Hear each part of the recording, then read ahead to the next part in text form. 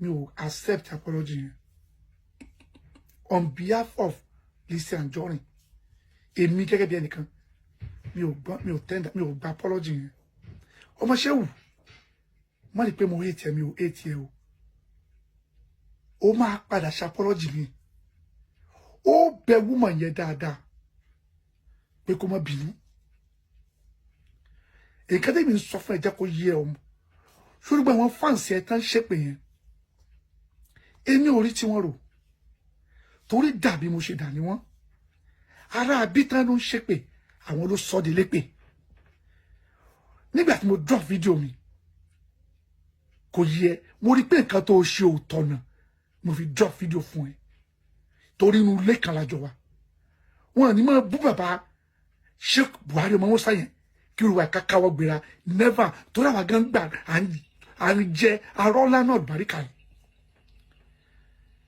tí a bá wá ń fa àlùbáríkà ẹ̀ mí gẹ́gẹ́ bí ọ̀nà ṣe fi mí tó fi ń gbà nǹkan gbowó tó lọ gbé bá bàbá náà then má lọ pààrọ̀ gìtà lọ gbé bá ń lé bàbá yìí ti dàgbà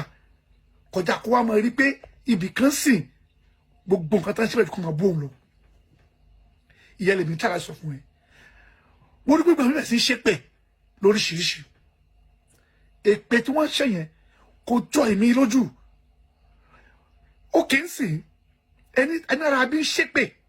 Lizzy Anjorin ṣépè ó ń ṣépè gbó ń ṣépè àwo mo béèrè nínú first video wípé ṣó ṣépè fún wa tó lọ bá kí lọ bá sí ṣe mọ iye èpè tẹ ṣẹ fọlọdì mi lánàá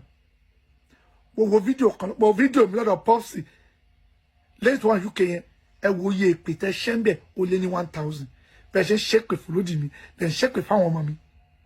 inú tọ̀dọ̀ tèmi gan di sí mo ṣe sọ̀rọ̀ yìí ẹ sì ń ṣépè fún mi tí mo wá click lórí orúkọ yín tí mo gbé fọ́tò yìí tí mo wá lọ ṣe fídíò oríṣi mẹ́wàá fẹ́yìn mẹ́wàá tí mo wá ṣe dá padà ìpè fún yín mo ṣépè bí mo ṣe ń ṣe fún ẹ mo ń ṣe fáwọn ọmọ yín mo ń ṣe fẹ́ bí yín ó lọ bí mẹ́wàá ó dọ̀la mo tún mọ̀ mẹ́wàá mi mo tún sọ ẹ bá sọ mi lórúkọ o ẹ nàbí dán èlépè kódà ẹ lọ kọ́ lísì òun àti sílẹ̀ kan àjọ fẹ́ra wọn èyí tẹ́yìn iṣẹ́ fẹ́mi yẹn ṣáàdúrà lè ṣe fún mi lè ṣe fún mi kí n fi dàbí mo ṣe dà níyìn olùdíje pé nǹkan tó bá sọ ẹ́ dì náà wọ́n tó fi bú ẹ ẹ tẹ́ ń pèlè lépè yẹn ẹ̀yin lẹ sún débi lépè ẹ̀yin lẹ sọ́ dépè wúmọ̀ ẹ tí wọ́n bẹ̀ lórí ara yín tí wọ́n wá ṣépè fún yín tán tó gbọ́mọ yín ṣépè tó gbẹ́bí yín ṣépè yóò wá sọ kìnní kan á ní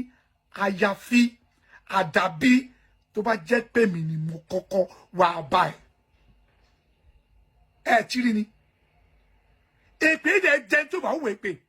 ṣùgbọ́n tó o bá ti wùwà èpè èpè ó jà ẹ́ sọ̀fà àtọ́ kọ́kọ́ lọ bá tó bá ṣẹ́ títí ẹ̀ fún ẹ dá padà lọ ṣe fún náà ó bú mi olólórí burúkú ní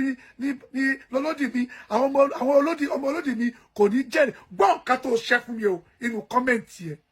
tí n bá dá padà fún ẹ tèmi la yóò gbọ́ ìwọ ò lè lo fídíò o lè táìpù ni èmi lè dò lórí kámẹ́rà kí n sọ̀rọ̀ wọn bá sọ mi délé pé OMOSHEU